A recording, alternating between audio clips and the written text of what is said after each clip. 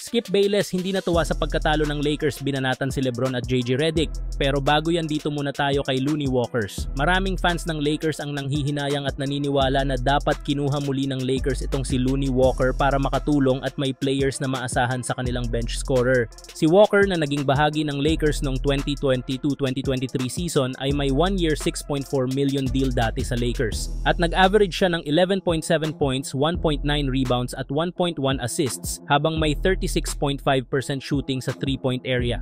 Malaking din ang naging ambag ni Walker sa Lakers noon, at sino nga bang Lakers fan ang makakalimot sa kanyang heroic performance kontra sa Golden State Warriors sa Game 4 ng second round ng playoffs. Dahil dito nga ay gumawa siya ng 15 points sa fourth quarter na nagbigay sa Lakers ng 3-1 lead laban sa Warriors. Maging sina LeBron James at Anthony Davis ay hindi maitago ang tuwa sa ipinakita dito ni Walker. Pagkatapos ng 2023 season, hindi na siya ni-renew ng Lakers at pumirma siya ng 1-year $2.3 million deal sa Brooklyn Nets. Kahit nabawasan ang playing time niya mula 23 minutes sa Lakers papuntang 17 minutes sa Nets, nag-average pa rin si Walker ng 9.7 points, 2.2 rebounds at 1.3 assists at may 38.4% shooting sa 3-point area. Isa si Walker sa mga free agent na matagal bago makahanap ng bagong team bago magsimula ang season. Nakuha siya ng Boston Celtics sa isang Exhibiting 10 contract, ngunit sa kasamaang palad, winave siya bago pa man magsimula ang season.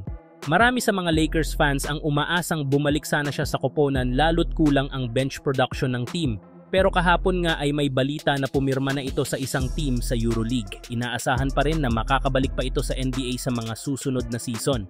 Samantala, tila nagbago naman ang mode ng batikang NBA analyst at most hater ni LeBron na si Skip Bayless matapos na magbigay na naman ito ng negatibong pahayag sa kanyang social media patungkol kay LeBron James at sa bagong head coach ng Lakers. Ayon nga kay Skip Bayless, mukhang nakachamba lang nga daw ang Lakers sa kanilang unang 3 games sa opening ng season dahil nakita nga niya daw sa huling 2 games ng Lakers ay masyadong kalat ang rotation ng Lakers at parang last year lang daw ang rotation na ginagamit ni Coach JJ Redick. Dahil malalaki nga ang player ng Cavaliers pero hindi man lang nga daw ito gumamit ng Twin Tower na isa nga sa mga sinabi niya dati sa kanyang mga nakaraang interview na gagamitin na gameplay pag may katapat silang team na may malalaking players. Isa pa, mali nga daw na gawin ito ni JJ Redick na gamitin si Dalton Knecht bilang second unit. Mas maganda pa nga daw ang nilalaro nitong rookie kumpara kay D'Angelo Russell.